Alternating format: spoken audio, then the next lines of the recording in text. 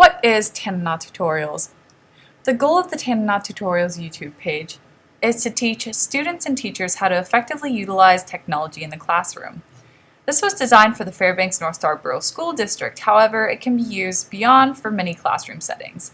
Therefore, this page has a compilation of tutorials for various computer applications and computer skills.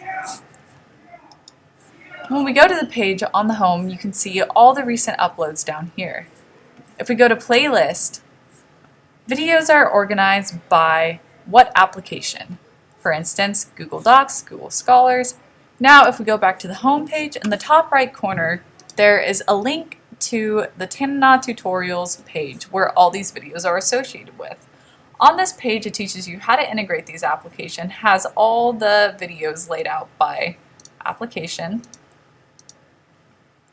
It also has other resources. This resources page is really useful and has tutorials, manuals, and of course links for different subjects and such. And then how to contact me and feedback on the site. Then there is a feedback thing where you can leave comments, questions, bug reports, etc.